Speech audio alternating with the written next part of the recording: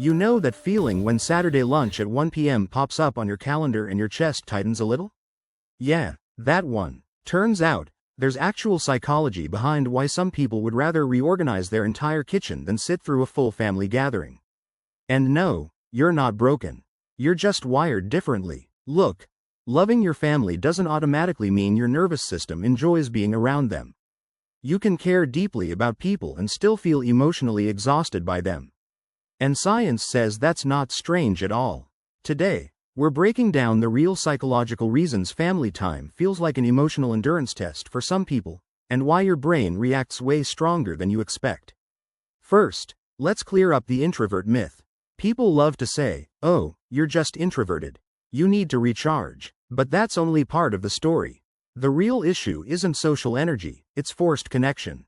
Your brain reacts very differently when you choose to be around someone versus when you're obligated to be there. Family gatherings fall into a category psychologists call involuntary social environments. Your nervous system doesn't experience them as connection. It experiences them as loss of control. And loss of control equals stress. That's why sitting quietly in a room full of relatives can feel more draining than a whole night out with people you actually enjoy. Your brain is working overtime to stay emotionally regulated. Now here's where it gets deeper.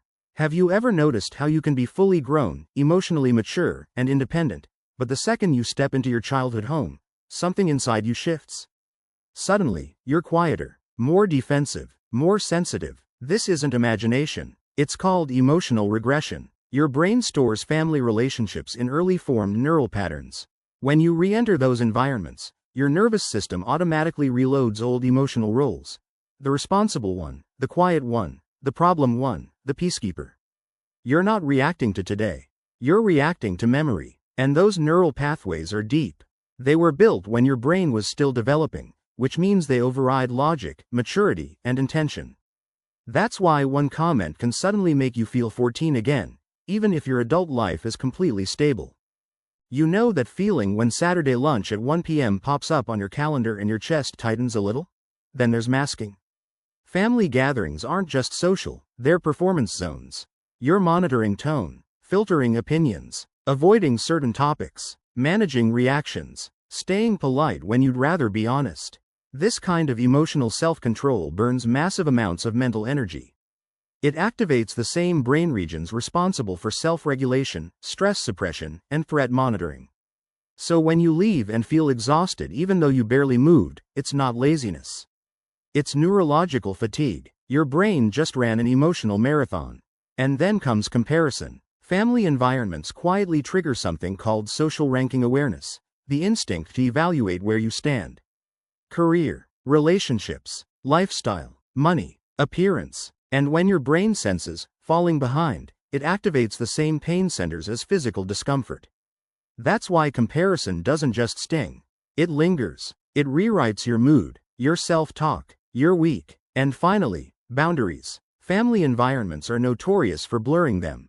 Personal questions feel invasive, choices feel judged, privacy feels optional, and your nervous system reacts strongly to that, because psychological safety requires autonomy. When your sense of control drops, your stress response rises. Simple as that. So what do? First, stop shaming your nervous system. Your reactions are protective, not defective. Second, get strategic. Shorter visits, planned exits, different ways of connecting. This isn't avoidance. It's emotional self-preservation. Because you do not owe anyone unlimited access to your mental health, not even family. Especially not family. You're not antisocial. You're not cold. You're not broken. You're just emotionally aware. And that's not weakness. That's strength. If this resonated with you, check out one of the videos on your screen. They go even deeper into how your mind really works. And don't forget to subscribe.